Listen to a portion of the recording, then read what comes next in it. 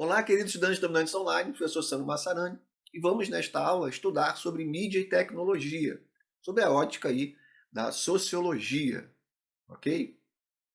Bem, temos aí uma imagem falando de vários termos, e até empresas relacionadas à questão da mídia mais contemporânea. Bem, vamos começar falando da tecnologia, pessoal. Qual é uma definição de tecnologia para a gente poder iniciar a nossa aula? É a aplicação de conhecimentos práticos e científicos para enfrentar problemas do cotidiano, para resolver problemas, isso é importante. Desde a criação de ferramentas de caça e instrumentos agrícolas, até a criação de computadores e smartphones. A tecnologia não se define somente com as características da época moderna e atual, sendo muitos dos principais avanços tecnológicos da humanidade frutos de épocas passadas. Então, cuidado, a tecnologia vem desde a origem da humanidade, desde a época paleolítica, com a construção de ferramentas na época paleolítica. Ok? Geralmente a gente também confunde com o conceito de indústria. Pessoal, a indústria também é uma atividade desde a época antiga. Indústria é a produção com o uso de ferramentas, produção de objetos, de algo através do uso de ferramentas. Então, tanto a tecnologia quanto a indústria vem desde a antiguidade. O que acontece é que há um processo, principalmente a partir da Revolução Industrial, no século XVIII, século XIX, onde temos uma aceleração da produção tecnológica e da produção industrial, ok? Uma maquinização, enfim.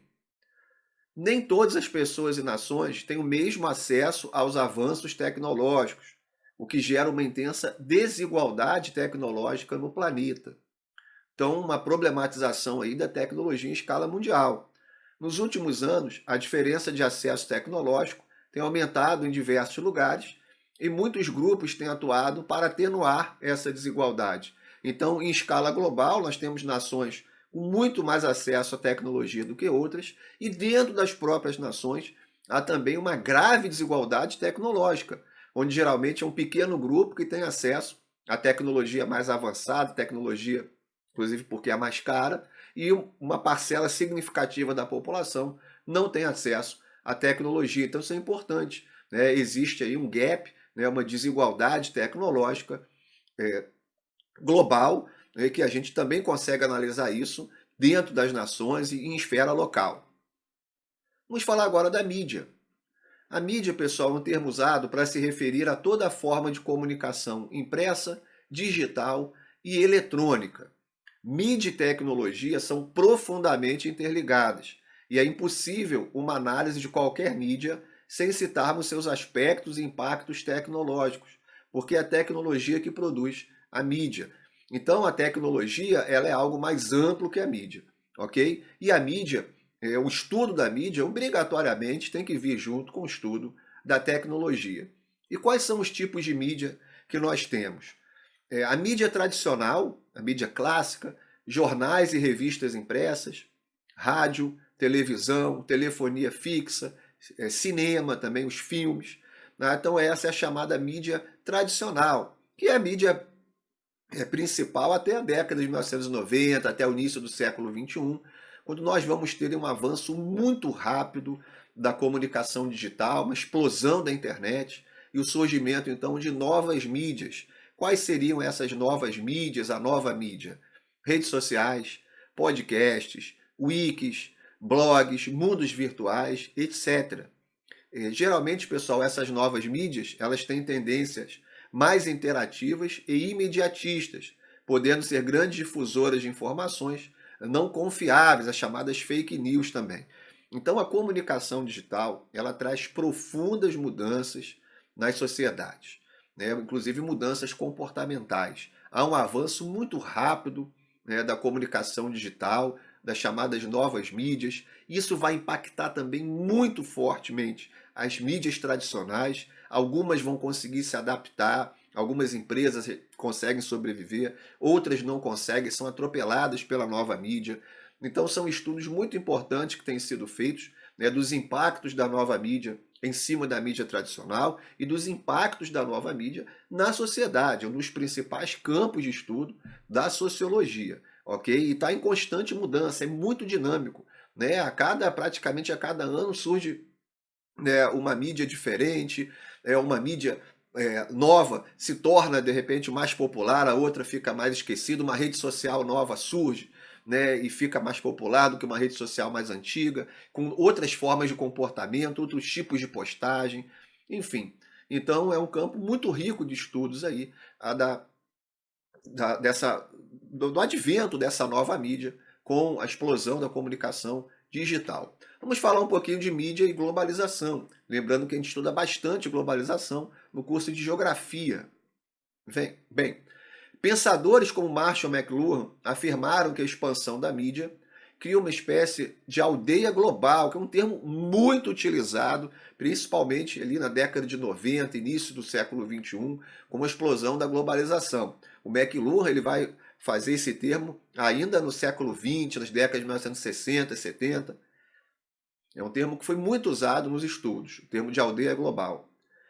Cada vez mais intensificada com o avanço do processo de globalização, estabelecendo uma homogeneização cultural. Então o planeta Terra viraria uma espécie de aldeia global e teria a mesma cultura, culturas muito semelhantes. Ok? Não foi bem isso que aconteceu, mas a homogeneização sim é muito forte. Tá?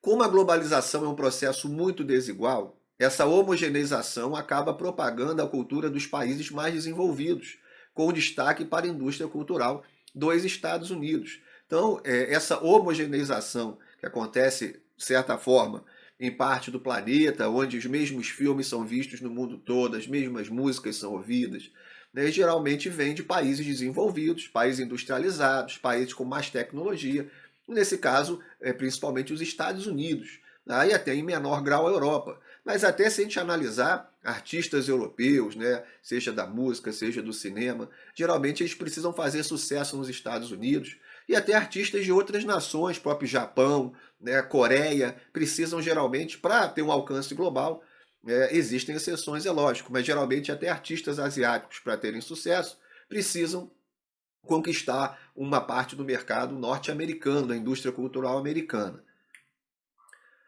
Apesar do aumento da diversidade e quantidade midiática consumida, o mundo contemporâneo passa por um processo de oligopolização da mídia, onde cada vez um menor número de conglomerados internacionais controla a maior parte do conteúdo midiático disponibilizado, ou seja, cada vez um menor número de empresas controla a maior parte das informações mundiais. Isso é muito importante, né? A globalização ela vai trazer um aumento da concentração de poder, ok? E a mídia, isso se reflete na mídia. Tá? E por que eu falei anteriormente que essa homogeneização cultural, ela até acontece sim, mas ela não é total. Porque é importante ressaltar que a expansão da mídia também fortalece, de certa forma, movimentos minoritários, que passam a ter mais alcance. Então, pessoal, apesar de termos homogeneização cultural, a globalização ela é paradoxal. Ao mesmo tempo que temos essa homogeneização, as coisas parecem ser iguais para todo mundo, nós temos o avanço também de opiniões distintas que conseguem agora ter mais alcance, né? As vozes minoritárias conseguem ter é, um, conseguem ser mais ouvidas.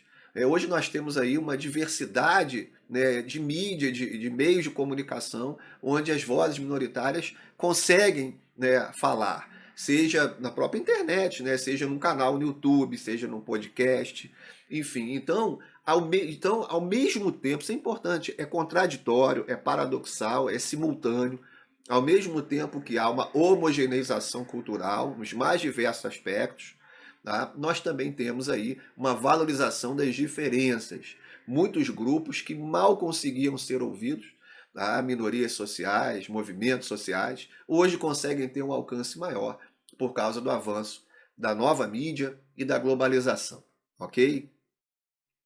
Bem, e vamos falar agora sobre o conceito de indústria cultural. Nós temos aqui uma charge mostrando a indústria têxtil, produzindo cultura de forma massificada. É bem interessante esse desenho. O que é o conceito, pessoal, de indústria cultural? Desenvolvido na década de 1940 pelos sociólogos o Theodor Adorno e o Max Horkheimer, o conceito de indústria cultural parte do princípio que a produção cultural em uma sociedade capitalista de massa é como a produção em série de uma mercadoria qualquer, como um automóvel, ou seja, uma produção contínua, é uma produção de massa, tá? Uma produção em larguíssima escala, muitas vezes homogênea. Motivada por lucro, a indústria cultural cria uma cultura de massa popular através de um modo previsível e formulário, que eu falei, questão homogênea. Ou seja, geralmente as músicas são muito parecidas, os filmes são muito parecidos, uma outra música é mais diferente, um outro filme mais diferente, e isso para a massa, né? Isso sendo divulgado em larga escala. Os valores culturais difundidos por essas obras pacificam as massas e as encorajam a aceitar as condições sociais degradantes a que estão submetidas.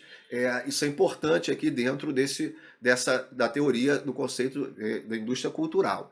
Ou seja, as massas elas não vão se revoltar, elas sofrem desigualdade, mas elas não se revoltam porque elas recebem, elas consomem muito, elas recebem essa produção cultural massificada, ok? Isso seria uma forma de pacificar as massas. Então é bem crítico esse conceito de indústria cultural. Seria hoje o capitalismo do consumismo, o capitalismo, né, da massificação cultural. Esse conceito, pessoal, faz parte dos estudos da chamada Escola de Frankfurt, que com sua teoria crítica ao capitalismo adapta ideais marxistas, mais focados na questão econômica, e os desenvolve com ênfase também na importância da arte e cultura para uma sociedade obter sua liberdade, cada vez mais cerceada pelo controle tecnológico. No marxismo clássico, né, assistam a aula de Marx, se vocês não assistiram, nós temos o materialismo histórico, a economia é base de tudo. A economia é que determina o governo, a ideologia, a cultura. A economia é a infraestrutura, ela determina a superestrutura. O que a escola de Frankfurt vai argumentar com a teoria crítica? De que não é bem isso. A cultura tem um papel muito importante na dominação social. E esse capitalismo do consumismo, o capitalismo da mídia de massa, né, ele consegue exercer um controle sobre a população, controle, né, determinadas classes sociais. Então é muito importante que se estude também a questão cultural e que se dê a devida importância à questão cultural. Então, uma outra interpretação do marxismo, tirando um pouco o foco da questão econômica e passando para a questão cultural.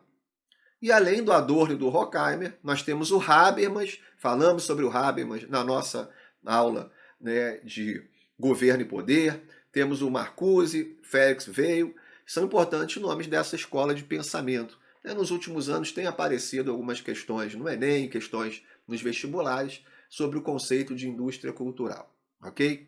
Bem, pessoal, espero que vocês tenham aprendido bastante. A gente falou aqui um pouco sobre o conceito de tecnologia, sobre a mídia, sobre a chegada da nova mídia, o impacto na mídia tradicional, o impacto dessa nova mídia na sociedade, ok? Falamos do processo de globalização, como que ao mesmo tempo é um processo de homogeneização, mas também é um processo que, de certa forma, amplifica vozes de minorias sociais. E falamos sobre o conceito clássico de indústria cultural, ok? De como a cultura no capitalismo atual é produzida de forma maciça, para controlar, né, de certa maneira, as determinadas classes sociais. Bons estudos e até a próxima aula.